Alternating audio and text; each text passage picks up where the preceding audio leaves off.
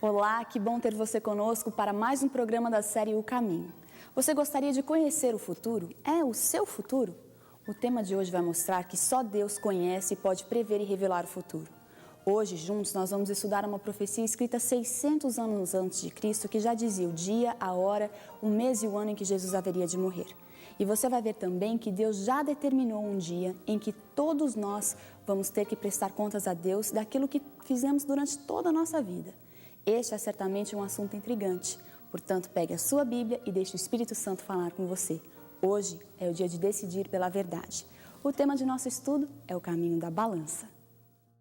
Senhor nosso Deus e Pai, mais uma vez nos achegamos diante da Sua presença, Senhor. Estamos aqui, Senhor, porque sabemos que não temos outro lugar para irmos a não ser aos pés do Senhor. Aqui estão Seus filhos, Senhor, cada um diferente do outro, cada um trazendo dentro do seu coração sua experiência de vida, aquilo no que acredita, pelo que luta, suas ansiedades, preocupações também, seus desejos mais profundos. Queremos mais uma vez entregar a nossa vida nas Suas mãos. Temos recebido a Sua verdade, a Sua palavra, Senhor, e às vezes ficamos confusos, não sabemos o que fazer com ela. São tantas teorias, tantas pretensas verdades. Não queremos ter a mente confusa, mas clara. Por isso, Senhor, torna a Sua palavra clara para nós essa noite. Toma-nos nas Suas mãos e que saiamos daqui, Senhor, nos sentindo melhores, mais leves, alegres, em nome de Jesus. Amém. Boa noite a todos. Prazer estar aqui mais uma vez, não é? Chegamos agora à lição de número 13. E nós queremos que você se sinta parte dessa bonita classe de estudo da Bíblia. Eu espero que você esteja sentindo no decorrer desses dias a mesma coisa que eu estou sentindo. Conforme a gente vai estudando assim, vai se aprofundando e vai conhecendo assim as coisas de Deus, meu coração vai se animando e se alegrando cada vez mais, e eu vou ficando assim. Muita coisa aqui, a maioria eu conheço, não é? Mas a gente vai relembrando e vai descobrindo outras coisas novas e tal. E no último programa eu me animei, viu? Passei do tempo até, não é? Mas a palavra de Deus é assim mesmo, né? Ela enche a nossa alma, o nosso ser. Hoje eu quero convidar vocês para conhecerem uma profecia maravilhosa. Eu não sei. Tem alguém aqui que nunca estudou uma profecia da Bíblia? Levanta a mão, quero ver. Nunca estudou uma profecia bíblica? Muito bem. Vocês vão ver uma diferença básica entre essa profecia bíblica e qualquer outra profecia que pode haver. Muitos falam em Nostradamus e tal, mas você pode pegar qualquer profecia de Nostradamus e ele é sempre muito genérico. Ele fala assim uma coisa que você pode aplicar centenas de coisas dentro daquilo, não é? Agora a Bíblia não, ela é específica, muito específica, detalhista, e não tem como você fugir da aplicação de uma profecia bíblica. E essa profecia, mais do que específica, mais do que verdadeira, ela é uma profecia muito especial, porque ela fala do tempo do fim. Em que época nós estamos vivendo? Em que época nós estamos vivendo? No tempo do fim. Tem certeza disso? Por que você tem certeza? Porque eu falei isso? Não é porque eu falei isso? Vocês não estão dando crédito ao que eu falo? Não, mas foi eu que falei para você, não acredita no que eu falo, não foi? Você está cumprindo exatamente o que eu falei. É porque a Bíblia fala isso, que nós vivemos no tempo do fim, e nós vamos ver isso de novo hoje, ao estudarmos essa profecia. A profecia mesmo, a palavra de Deus, a Bíblia vai dizer, essa profecia é do tempo do fim, e assim por diante. Vamos só dar uma relembradinha no que nós fomos ontem, porque sabe, eu tenho ficado arrepiado de ver como Deus vai conduzindo, e nós vamos pegando assim o fio da meada, como nós falamos, né? E a coisa vai assim se estendendo, e vem do Antigo Testamento e atravessa, e vai para o Novo Testamento, e passa pelos nossos dias, e como vai? Nós estamos falando do Evangelho de Deus, e falamos do Evangelho do Antigo Testamento, e vamos ver se vocês vão esquecer, que ontem eu perguntei, o povo ficou quieto, né? Qual era o Evangelho do Antigo Testamento? Que maravilha, olha só, o Cordeiro, isso mesmo, o Evangelho do Antigo Testamento era o Cordeiro, e o Cordeiro representava quem? a Jesus. Como as pessoas eram salvas no Antigo Testamento? Pela graça. Hoje nós somos salvos como? Pela graça. Nós citamos textos falando de Abraão, de Noé, de Davi, que foram salvos pela graça, e todos eram salvos pela graça, e nós também hoje. E eu contei para vocês uma história bonita, de como Deus foi preservando o seu evangelho, desde Adão, Caim e Abel, e depois com José, e depois o povo no Egito, e depois lá no deserto, e Deus deu o santuário e falou: agora eu vou preservar o meu evangelho, a maneira como as pessoas podem saber como elas podem ser salvas, eu vou preservar. E Moisés, você vai fazer para mim um santuário, e ali nesse santuário eu vou morar no meio do povo. Tinha uma diferença básica, linda, maravilhosa, entre o santuário de Israel e a igreja. Você não pode comparar a igreja hoje com o santuário de Israel em muitos aspectos. Deus diz: faça um santuário para que eu possa habitar no meio do povo. E aquele santuário, ele servia para separar a glória da presença de Deus do povo. Porque a glória da presença de Deus era tão grande, tão ofuscante, tão maravilhosa, que se qualquer ser humano, a não ser o sumo sacerdote, uma vez por ano comparecesse ali, ouvisse a glória de Deus, seria morto, fulminado. E o sumo sacerdote se preparava muito para aquele dia. Então o santuário escondia a glória da presença de Deus, para que Deus pudesse estar no meio do povo e não matasse o povo com a sua glória.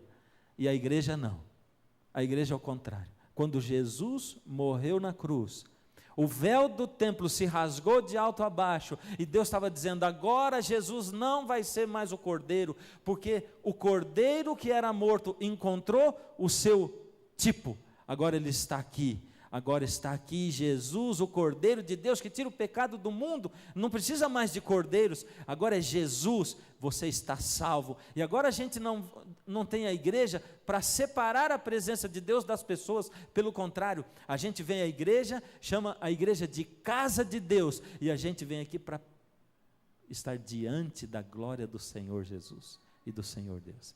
Essa é a diferença básica entre o santuário e entre a igreja hoje. É assim.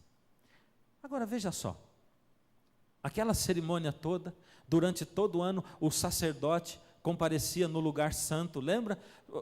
O estudo de hoje, ele é muito baseado no de ontem e o de anteontem, dos dias anteriores. Talvez você possa até boiar um pouquinho, mas a partir de amanhã eles dependem menos dos estudos anteriores, tá bom?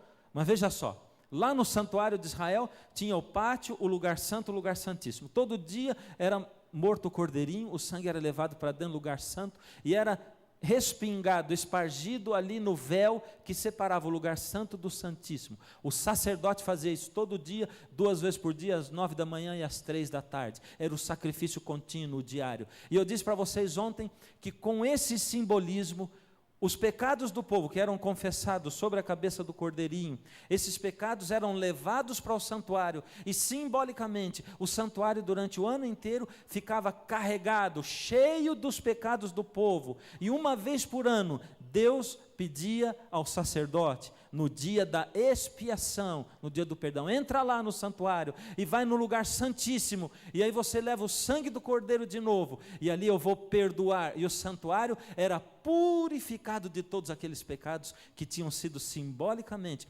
acumulados no santuário durante todo o tempo. Só quem podia chegar lá na presença de Deus, no lugar santíssimo? O sumo sacerdote, o principal de todos. Quantas vezes no ano?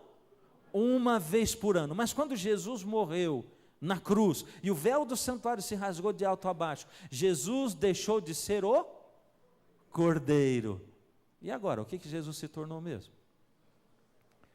Ele se tornou o sumo sacerdote? É isso? Por quê? De qual santuário? Então vamos lá. Como era chamado o dia da purificação do santuário? Dia da expiação. Levítico 16:16, assim fará expiação pelo santuário por causa das impurezas dos filhos de Israel e das suas transgressões e de todos os seus pecados. Fará expiação. O dia da expiação era o dia da purificação. Purificar significa perdoar. O dia da expiação era o dia do perdão, o dia do juízo. Para onde foi Jesus quando subiu ao céu? Para onde?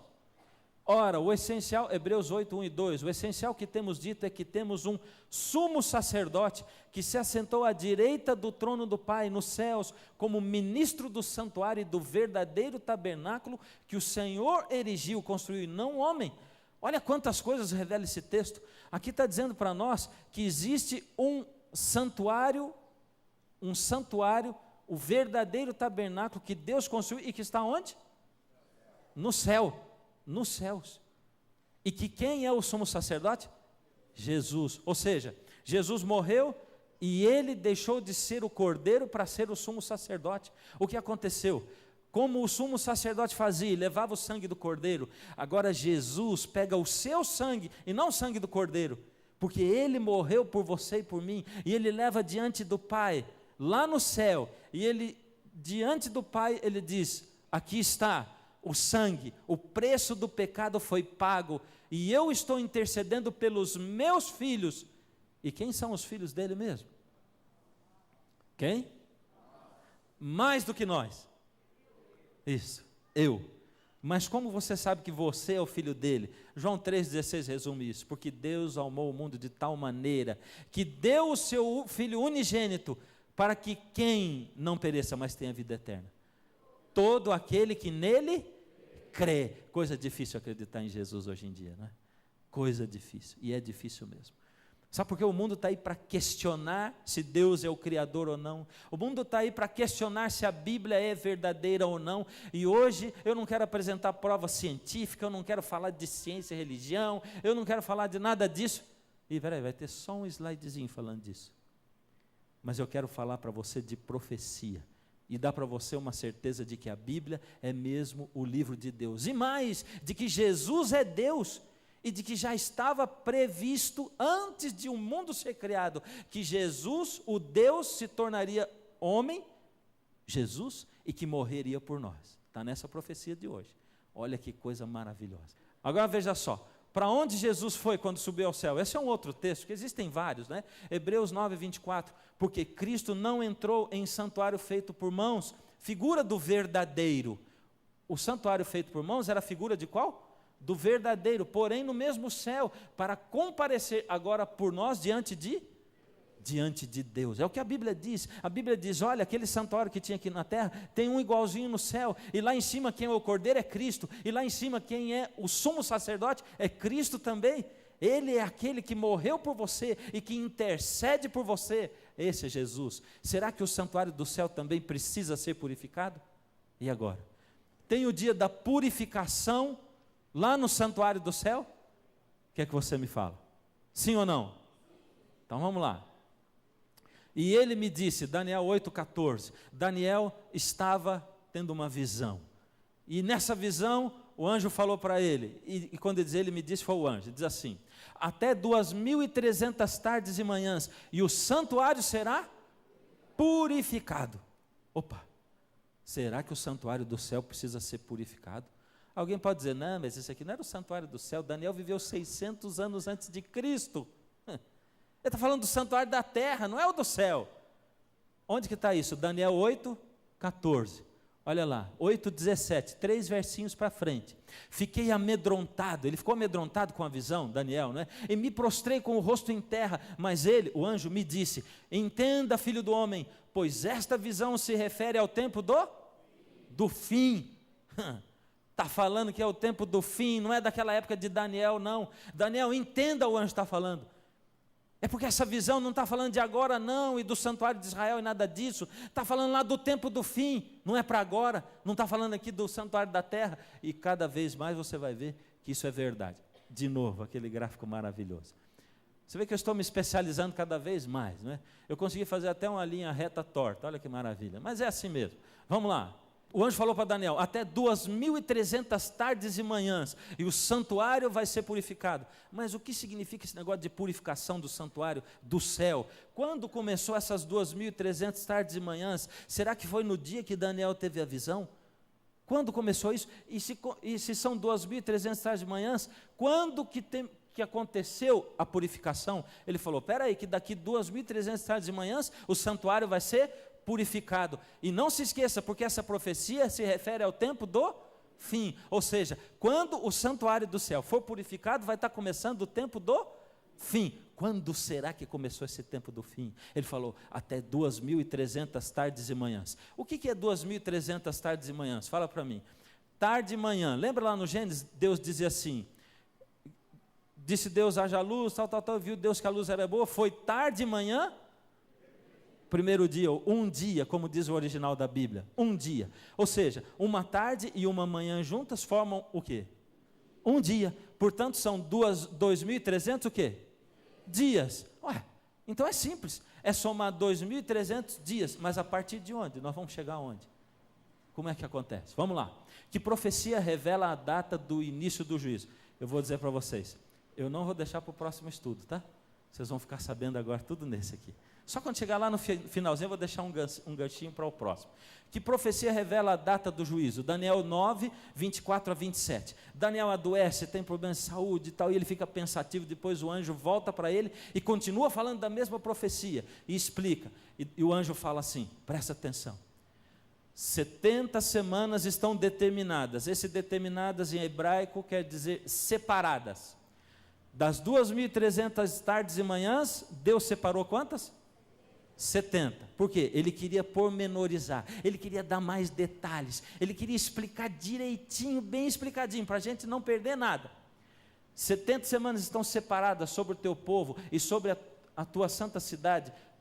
O que vai acontecer nessas 70 semanas? Cessar a transgressão, acabar com o pecado. E para dar fim aos pecados, já disse. E para expiar a iniquidade, perdoar o pecado, expiar, dar fim, trazer justiça eterna e selar a visão e a profecia para ungir o Santíssimo. Uxi, quanta coisa. Isso é palavra de profecia. Vamos lá para frente. Voltou o meu gráfico. Cessar a transgressão, expiar a iniquidade, trazer justiça eterna, ungir o Santíssimo. Quem será que é esse o Santíssimo? Quem será que é ele? Hã? É bom você tirar sua conclusão, né? Mas vamos continuar. A palavra de Deus vai falar. Eu não posso falar nada, nem você. É só a palavra de Deus que pode falar aqui.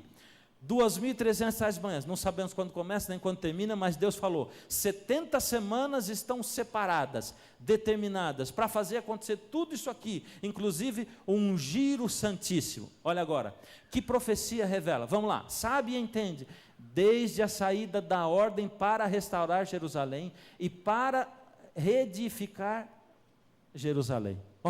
Quando que ia começar então aquele período de 2.300 tardes de manhãs?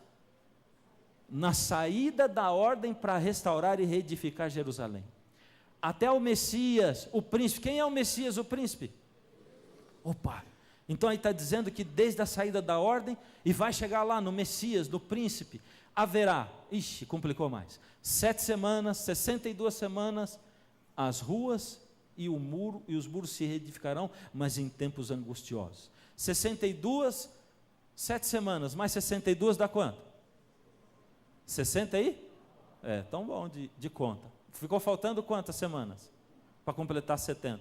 Uma. E depois das 62 semanas será cortado o Messias. Está falando do que aqui será? Da morte de Jesus, cortado o Messias, cortado do mundo. Olha só, mas não para si mesmo. E o povo do príncipe que é de vir, olha agora. E ele firmará aliança com muitos por... Estava faltando quanto? Uma semana, agora não falta mais. Olha só, agora as coisas começam a se clarear. Veja só, sabe, entende, desde a saída da ordem para reedificar e restaurar Jerusalém, isso aconteceu no ano 457 a.C. Na sua lição tem um texto bíblico mostrando isso aí. Quando aconteceu o edito direitinho e tal, foi no ano 457 a.C. Aí ele falou, 7 semanas, 62 semanas, e será cortado o Messias. E ele firmará aqui a aliança com muitos por uma semana. Ou seja, ele pegou primeiro, ele tinha 2.300 tardes e manhãs, dividiu em um pedaço de 70 semanas e dividiu as 70 semanas em 3 etapas. Por que tanta complicação?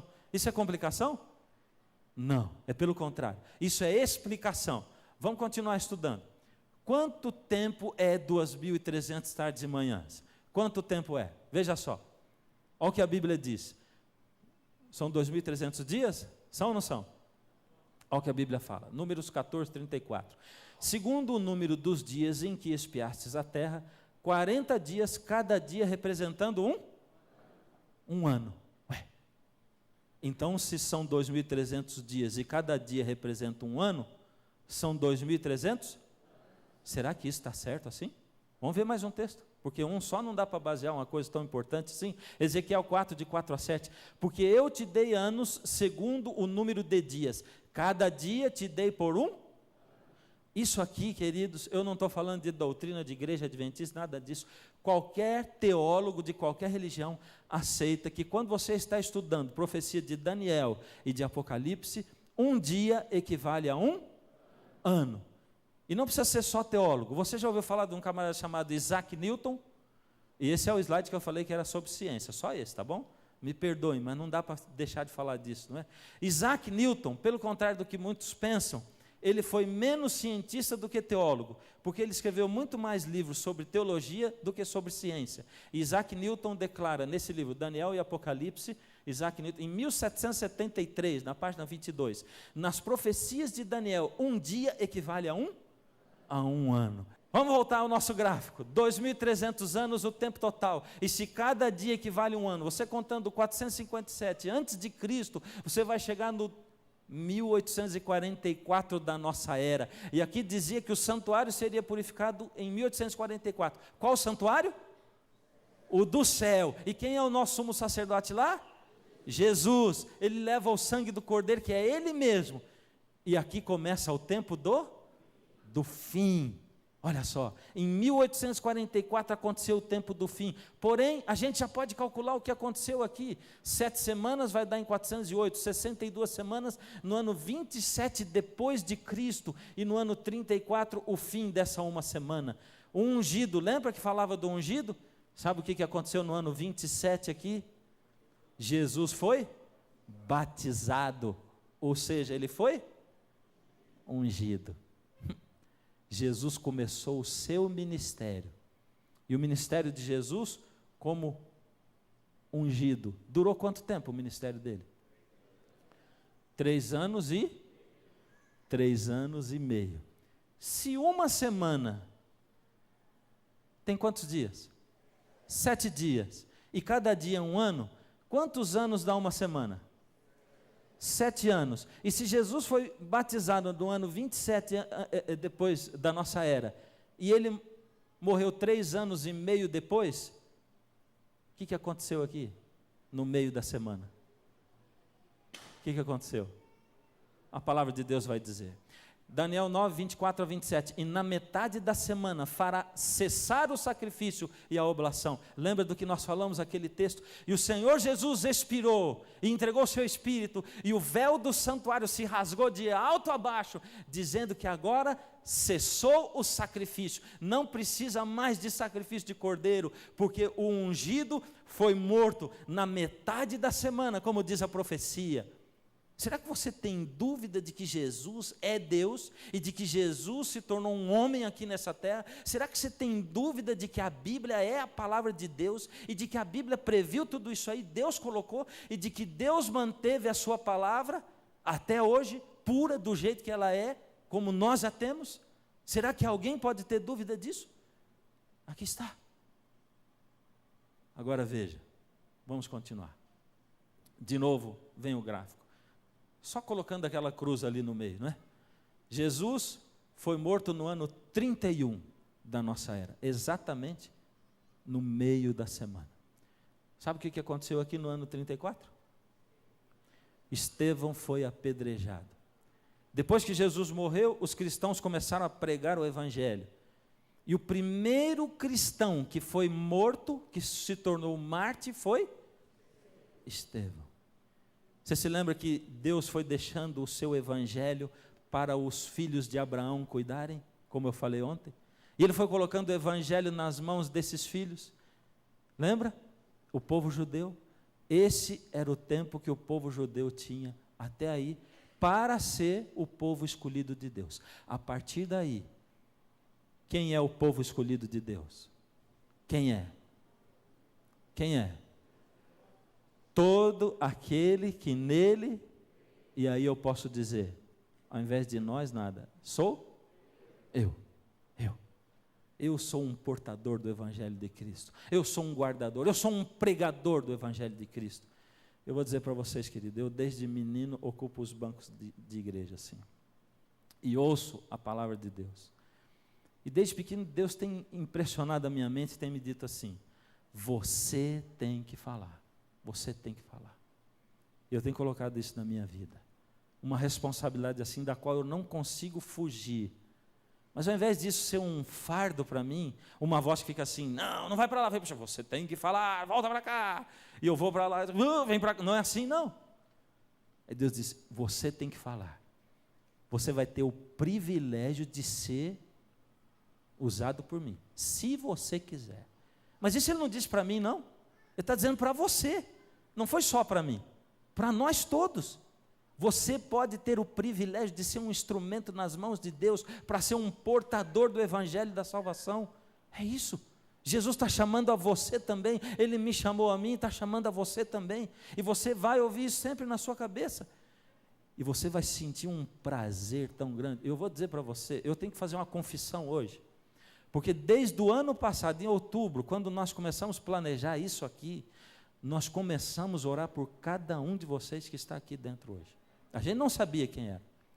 Nossa igreja aqui começou a orar por você, e nós começamos a trabalhar e pedir orientação de Deus e tal. E o pastor Marcelo, que é o pastor dessa igreja, e a liderança da igreja, e começamos a trabalhar e tal. A gente não sabia quantos viriam, não sabia se viriam, a gente não sabia nada.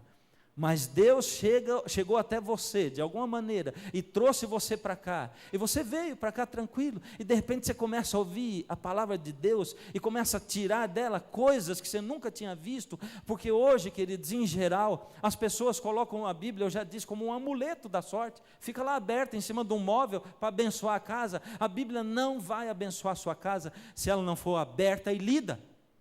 Não vai, se ela não for estudada. A Bíblia não pode abençoar uma igreja que não estuda a Bíblia e que só fica pregando assim: Jesus salva, Jesus salva, Jesus. É lógico, Jesus salva, essa é a mensagem, esse é o Evangelho, mas nós temos que conhecer. E a palavra de Deus diz: o meu povo perece por falta de conhecimento, e de conhecimento da palavra de Deus. E outro dia eu fui pregar numa igreja evangélica, com irmã nossa, porque os evangélicos são irmãos nossos. E na saída, a esposa do pastor falou assim: pastor, hoje eu ouvi uma pregação sua, que coisa maravilhosa, uma pregação fundamentada na palavra, ao estilo dos antigos. E ela disse o nome da igreja dela: ao estilo dos antigos, e disse o nome. Agora veja, querido, a palavra de Deus tem que ser a base da nossa crença, porque ela é essa maravilha que nós podemos ver. Mas vamos lá, vamos chegar no fim do nosso estudo de hoje. O que aconteceria no céu e na terra no fim dessas 2.300 tardes e manhãs? Apocalipse 10, de 7 a 10, que agora nós estamos falando de Novo Testamento. Vamos lá. E a voz que do céu eu tinha ouvido tornou a falar comigo e disse: vai e toma o livrinho aberto da mão do anjo que está em pé sobre o mar e sobre a terra. João ouviu uma voz, e a voz diz: agora tem um anjo lá, sobre o mar e sobre a terra, ele está em pé, ele tem um livrinho na mão, vai lá e pega esse livrinho da mão dele. O que é esse livrinho? E aqui diz a palavra de Deus: e eu tomei o livrinho da mão do anjo e comi-o. João andou comendo um livrinho aqui, mas era isso mesmo, Deus tinha mandado, e na minha boca era doce como mel, e havendo comido, o meu ventre ficou amargo. Alguma mensagem que parecia muito gostosa e bonita, e de repente teve algum problema, um amargor nela. E ele me disse: hoje eu não vou poder falar sobre o que significa essa mensagem doce e amarga. E não sei se até o fim do curso eu vou falar, mas eu estou disposto a explicar para você mais para frente. E ele me disse: importa que profetizes outra vez a muitos povos, nações e línguas e reis. Profetizes outra vez. A respeito do quê? Isso agora já está no tempo do fim. Olha só. E vi outro anjo voar pelo meio do céu, e tinha o evangelho eterno para proclamar aos... Olha essa palavra. Eu fico emocionado de ler essa palavra. Olha aqui, no tempo do fim, o tempo em que nós vivemos. Esse anjo carrega o quê? Lembra do evangelho do Antigo Testamento? O evangelho do Novo Testamento? Eu só usei essa nomenclatura para dizer para você que o Evangelho de Deus é o mesmo. Na verdade, esse Evangelho não é o do Antigo Testamento, nem do Novo Testamento. Esse Evangelho é um Evangelho o quê?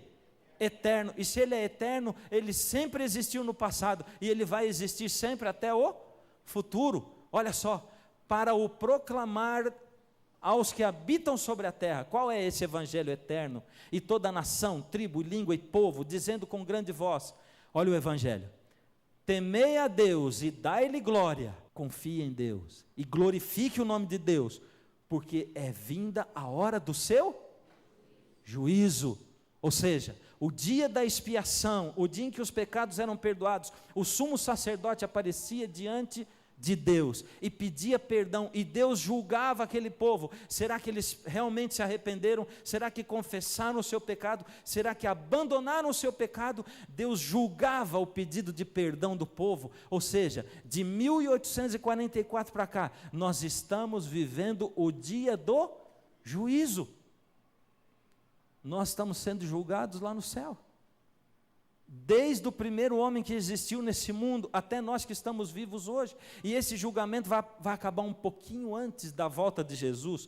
E olha o que diz, continua dizendo: e adorai, é o mesmo verso, aquele que fez o céu e a terra e tudo que neles há. Queridos, o Evangelho eterno hoje diz o seguinte: Jesus é o Criador e Ele merece a sua glória. O juízo já chegou. Vinda é a hora do juízo. Você está sendo julgado, filho, agora, por Deus, lá no céu, porque Jesus está lá no santuário, dentro do lugar santíssimo, apresentando o sangue dele diante de Deus. Você está sendo julgado agora. E o Evangelho também eterno diz que Deus, que nós devemos adorar, aquele que fez os céus, a terra e tudo que neles há. Ou seja, não se esqueçam aí, depois de 1844, vocês que fazem parte do povo que vive no tempo do fim, não esqueçam que Deus é o Criador. E sabe que lá em 1840 e alguma coisa, sabe o que aconteceu, que apareceu nesse mundo aqui? Darwin lançou a sua teoria a respeito do quê? Do evolucionismo. Deus estava dizendo que em 1844 o Evangelho eterno ia ser pregado, e o Evangelho eterno diria que o juízo tinha começado, e diria que Deus é quem fez os céus e a terra. Por isso, como Satanás, que conhece a Bíblia, ele sabia que o Evangelho, a hora do juízo, e que Deus como Criador ia ser exaltado, Satanás colocou o Darwin aqui para falar para todo mundo que o homem não foi criado por Deus coisa nenhuma. Dá para você entender como é que as coisas se encaixam assim? Como é que Deus fala? O Evangelho eterno hoje diz assim: adorai aquele que fez os céus, a terra e tudo o que neles há. O que aconteceria no céu e na terra, no fim desses 2.300 anos? E iraram-se as nações, e veio a tua ira e o tempo dos mortos, para que sejam julgados, e o tempo de dares o galardão aos profetas, aos que morreram, teus servos, e aos santos dos santos, e aos que temem o teu nome, a pequenos e grandes, e tempo de destruíres os que destroem a... Esse aqui está falando do nosso tempo hoje, não é? Será que o homem está destruindo a terra hoje? Está destruindo a terra. Chegou o tempo. A palavra de Deus diz: chegou o tempo de você anunciar que Deus vai chegar e vai acabar com aqueles que destroem a terra. A mensagem era doce e amarga, mensagem de profecia, o Evangelho eterno, o juízo, Deus é o Criador, e o julgamento chegou. E vamos voltar aqui. A partir de 1844, começou o julgamento de Deus. Esse é o Evangelho eterno. Qual é o papel de Jesus no julgamento agora? Ele é o quê? Vamos lembrar? Agora vamos engatar para o final do programa? Então vamos lá. Qual é o papel de Jesus? Jesus é o que lá no santuário agora? Ele é o sumo sacerdote, e também o Pai a ninguém julgou, mas deu ao Filho todo o juízo. Ué, ele é sumo sacerdote ou não é? Sim ou não? Ele é cordeiro ou não? Sim, ele é cordeiro, é sumo sacerdote, mas aqui está dizendo que não é Deus o juiz, mas é quem? Jesus. Ou seja, Jesus é o cordeiro, é o sumo sacerdote, e ele é também o quê? O juiz. Olha agora, além de juiz, qual é a outra função dele? Filhinhos, essas coisas vos escrevo, 1 João 2,1, para que não pequeis. Se porém alguém pecar, temos um advogado junto ao Pai, Jesus Cristo o o justo. Jesus é o juiz e é também o quê? Eu aprendi com um amigo agora há pouco, ele diz assim, a gente tem que lembrar o seguinte, um advogado nem sempre é juiz, mas todo juiz é o quê? É advogado. E se Jesus é o juiz, ele é o advogado também. Olha os papéis de Jesus, ou seja, Jesus está envolvido na sua história, na história da sua vida, antes de você nascer. Jesus planejou tudo, Ele veio aqui morrer por você, e hoje, querido, aqui dentro dessa igreja, Jesus olha para você nos seus olhos, Ele diz, filho, por que caminhos você tem andado? O que você tem feito da sua vida, filho? Filho, eu planejei a sua salvação. O que você está planejando para você? Está jogando tudo fora, jogando tudo no lixo? Olha para mim, filho, para você acreditar em mim, eu coloquei aí na minha palavra as profecias, as evidências todas. Como é que você ainda pode desconfiar de que tudo isso aqui é mentira? Como é que você pode achar, filho, que eu não sou o Criador? Filho, volta para mim, porque eu quero dar para você a salvação. Não existe outra maneira de nos salvarmos a não ser através de Jesus. O juízo é realizado em 3 fases. A primeira fase, a investigação, que começou em 1844. Nós estamos sendo julgados e investigados. A comprovação, essa comprovação vai acontecer durante os 1000 anos, lembra que nós falamos? Os justos vão para o céu e vão comprovar o que Deus fez. E a terceira é a execução, o juízo final, que vai acontecer depois dos 1000 anos. 3 fases de julgamento. O que Deus julgará? Porque Deus há de trazer a juízo todas as obras, até as que estão escondidas, quer sejam boas, quer sejam más. Espera aí, nós somos salvos pelas obras? Não? Nós somos salvos por guardar sábado? Por honrar pai e mãe? Nós somos salvos por não matar? Por não roubar? Por fazer o bem, dar dinheiro ao pobre? Não. Nós somos salvos pelo quê? Pela graça. Nós não somos salvos pelas obras, mas aí está dizendo que nós vamos ser julgados pelas nossas obras. E eu quero só dizer uma coisa para você. Tem muita gente hoje que pensa, que diz assim, eu entreguei a vida a Jesus, pronto, eu sou de Jesus agora. E pode continuar sendo viciado, em sexo, em pornografia, em internet, pode continuar sendo viciado em drogas, em bebida, em fumo. Você não é salvo por isso. Mas sabe, um dia eu me apaixonei mesmo. Caí por aquela garota. Levei 4 meses para falar com ela, para a gente começar a namorar. E quando nós começamos a namorar, aqui dentro do meu coração tinha foguetes assim, explodindo. Eu quase caí das minhas pernas, sempre fui muito tímido, talvez você não acredite hoje, mas muito, muito mesmo. Aí, veja só, eu me casei com ela. E depois que eu me casei, eu decidi, aliás, antes de casar, e quando eu fiz as juras para ela, que eu pertenceria somente a ela, enquanto a gente vivesse. E que eu ia ser um eterno apaixonado por ela, enquanto a gente vivesse. E a mesma coisa aconteceu de lá para cá, ela também. Agora veja, você acha que ela acreditaria em mim, se eu continuasse paquerando outras, se eu fosse atrás de outras, se eu desse mais atenção a outras do que a ela? Porque quando a gente ama e se entrega a alguém, a vida da gente muda. E a gente passa a pertencer por livre e espontânea vontade àquela outra pessoa.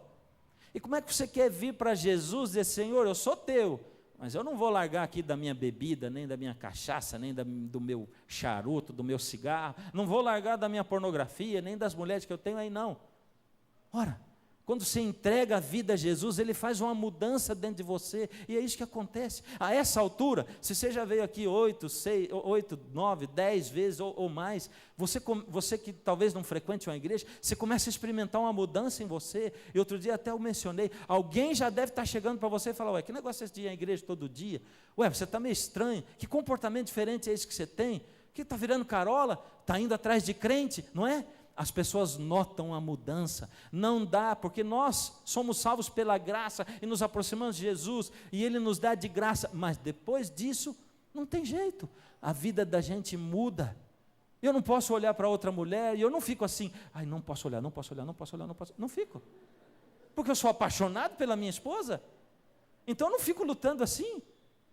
E alguém pensa assim, mas como que eu vou aceitar Jesus? Depois eu vou ter que deixar de fazer um monte de coisa, eu vou ter que mudar a minha vida vai virar chata.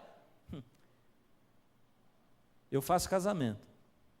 E eu dou certeza para vocês, que quando eu estou fazendo o casamento e a noiva está chorando, porque muitas vezes ela chora, aliás, ela chora menos que o noivo, quem chora mais é o noivo. Mas quando a noiva está ali, ela não está pensando assim, vou ter que lavar muita louça, quantos lençóis, e as fraldas então. Você vê que eu não sou bom ator, né? Mas ela não está chorando por causa dessas coisas, ela está chorando de emoção, porque ela está entregando a sua vida ao marido dela, a pessoa que ela ama. E se você está ainda medindo as consequências, dizendo assim, o que eu vou fazer de agora em diante, porque se eu entregar a vida a Jesus, eu vou perder a alegria da minha vida.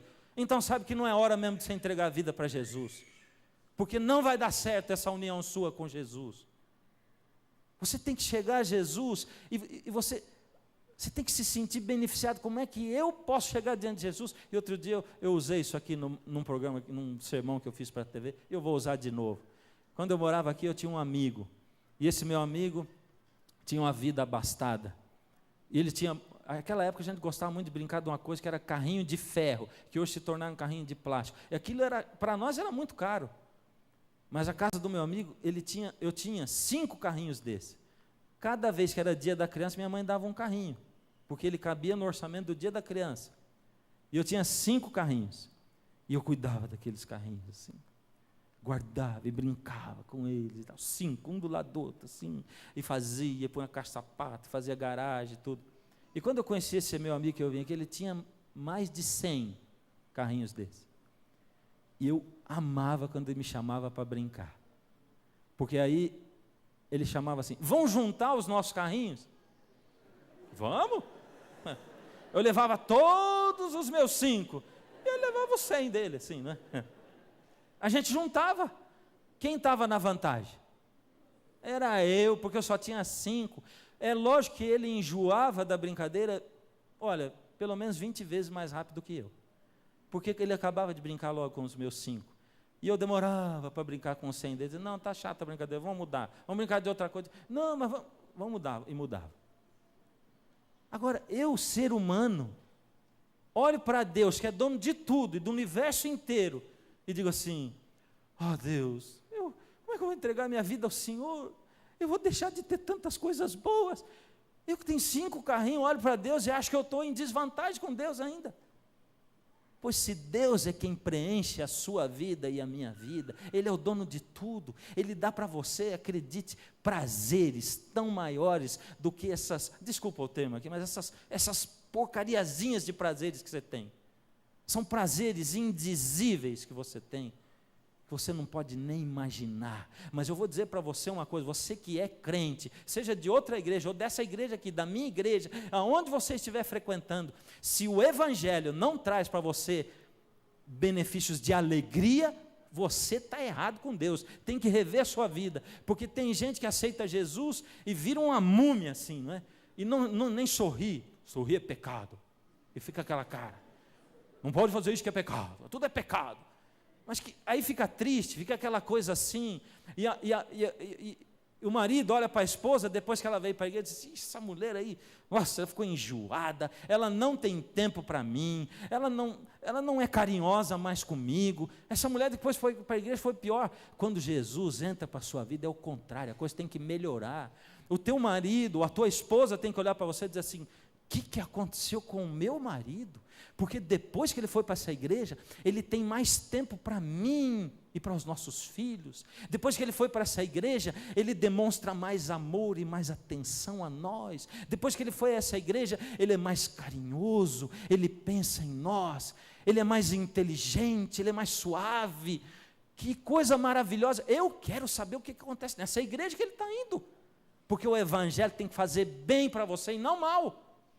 Ele tem que construir a sua vida. Jesus quer que você seja, sim, feliz na eternidade, mas Ele quer que você seja feliz aqui, porque se você não for feliz aqui, as pessoas que olham para você e para mim vão dizer: eu não quero ser dessa igreja, porque depois que foi para lá, não dá mais atenção para a família, não sai da tal da igreja, não faz outra coisa, eu não quero ser, olha que família, acabou com a família essa igreja. E queridos, você sabe, e eu repito essa frase direto na TV, se você assiste, você que assiste a Novo Tempo, de cada 100 pessoas, uma vai ler a Bíblia, 99 vão ler a sua vida e a minha. E você e eu somos a Bíblia que o mundo está lendo. Nós somos a Bíblia. Que o mundo, que a nossa família, que o nosso esposo, a nossa esposa, os nossos filhos estão lendo.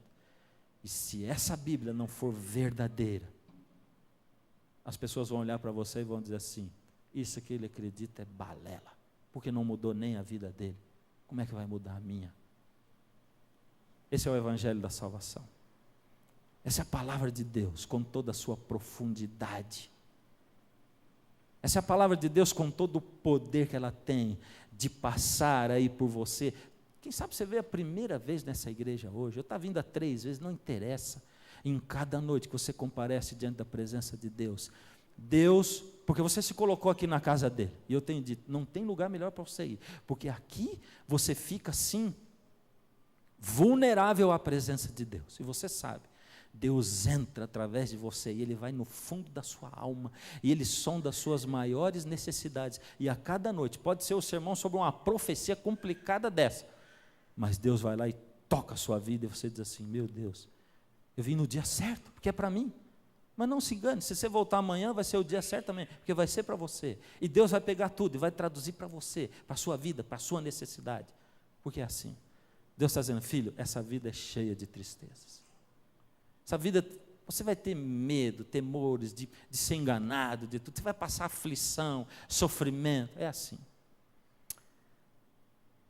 Algumas vezes você vai pensar, filho, que os sonhos que você tem assim, foram todos perdidos, porque você não conseguiu nada do que você sonhou. Mas filho, eu vou dizer para você um negócio: se você está sobrecarregado, venha a mim, porque eu vou libertar você. É isso. E só em mim você vai achar descanso, só em mim você vai achar paz, só em mim você vai achar vida eterna. Se por acaso você está olhando para a casa do seu vizinho, que é crente e que tem uma vida ruim, saiba que ele não encontrou Jesus de verdade, não encontrou. Porque quem se encontra com Jesus tem a vida transformada. É assim. E de novo, para de pensar em dinheiro, em emprego, em saúde, em ausência de doença. Para, isso é coisa material. Jesus não está dizendo: venha a mim todos que estáis endividados e eu vos desendividarei, não é. Ele está dizendo: você está sobrecarregado, filho, tem problema, tua vida está cheia de tristeza, de aflição, vem aqui e eu vou arrancar de você o seu fardo. É isso. Eu não peço nada assim que não seja possível para você. Eu dou a você a capacidade. Eu dou. Mas saiba que, filho, eu estou interessado nas suas obras, sim. Naquilo que você faz da sua vida. Porque você tem que pertencer a mim. Hoje eu tenho um convite para você. Você tem de novo dentro do seu envelope o seu compromisso. Está aí dentro do seu envelope. Pega o seu compromisso aí. A sua decisão com Deus. E hoje, queridos, eu vou pedir para você preencher o seu compromisso com Deus. E você vai... Eu vou fazer um convite para você que ainda não entregou o coração a Jesus publicamente. Você que já veio, hoje não precisa vir. Você que já entregou a vida a Jesus, não precisa vir hoje. Mas se for assim, se Deus estiver falando tão forte, você diz: mas pastor não diz para não ir, mas Deus está falando comigo, então venha. Mas Jesus vai dizer: filho, venha a mim, vem, e eu vou trazer você, eu vou tirar a carga de cima de você, vem. E aí Jesus vai andar por esses bancos aí, através do seu Espírito, ele vai falar no seu coração, convidando você para vir. E você vai sair daí, velho. Talvez você diga, mas é o primeiro dia, eu não vou ter coragem vai ter coragem sim, porque você fechar os olhos, você vai ver que quando você está pensando, não consigo, você já vai estar aqui na frente, porque Jesus vai carregar você para cá. E se tiver alguém aí do seu lado sofrendo, com dificuldade de vir, você que já entregou o coração a Jesus, dá a mão para ele e diz assim, vamos lá, eu vou com você também. E você vai sentir esse alívio do qual Jesus fala, já hoje, ao sair daqui. Isso é uma promessa de Jesus. Vai sentir leve, como que um isopor andando pelas ruas. Quem sabe você está ouvindo esse programa através da rádio ou da TV na sua casa. Jesus consegue falar com você assim, através desses aparelhos. E algumas vezes as pessoas têm dito assim, pastor, quando o senhor olhou para a TV e diz assim, é com você que eu estou falando. O senhor falou comigo, pastor. Na verdade eu não sei quem é você, eu não estou olhando para você, eu estou olhando para uma lente aqui. Mas através dos meus olhos, Jesus é quem está olhando para você. Não sou eu que estou chamando, é Jesus quem está chamando você. Como é que você pode dizer não, na verdade? Não dá para dizer não para o Senhor Jesus. Vamos inclinar a nossa fronte, vamos orar ao Senhor. Deus amado, toma nas suas mãos, Senhor, esses seus filhinhos que chegaram até aqui à frente, Senhor. De alguma maneira, eles sentiram esse chamado do Senhor, os atraindo para o Senhor. Toma, Senhor, esses que estão nesse momento diante de telas de projeção, diante de aparelhos de televisão. Toma, Senhor, a mão desse marido e dessa esposa que nessa noite, quem sabe afastados um do outro, ensaiam na sua mente um aproximar das mãos. Abençoa essa família, esse lar, esse casal, Senhor. Toma, Senhor, nas suas mãos aqueles que desesperançados se achegaram aqui nessa noite. Aqueles que desesperançados sintonizaram um canal de TV ou de rádio e que nesse momento sentem o alívio. Que isso se opere agora neles. E ao saírem daqui, que eles sintam a leveza que o Senhor promete para quem entrega os seus fardos ao Senhor. Não deixe com que a nossa fé vacile, Senhor. Que nos aproximemos da cruz. Se isso vier a querer acontecer, nessa cruz o Senhor nos salvou. Louvamos ao Senhor por isso, porque o Senhor é o nosso Criador e o nosso mantenedor. Restaura as nossas vidas, Senhor, enquanto nos entregamos ao Senhor. Em nome de Jesus. Amém. Se você deseja estudar a Bíblia conosco e gostaria de ter aí na sua casa o curso Ouvindo a Voz de Deus para acompanhar estes estudos, escreva agora mesmo para a gente. O nosso endereço é Caixa Postal 7, CEP 12300-970, Jacareí, São Paulo. E nós vamos lhe enviar essa série de estudos totalmente de graça. Nós nos encontramos na próxima semana para crescermos juntos no conhecimento da Palavra de Deus. E lembre-se, Jesus disse, eu sou o caminho, a verdade e a vida. Ninguém vem ao Pai, senão por mim.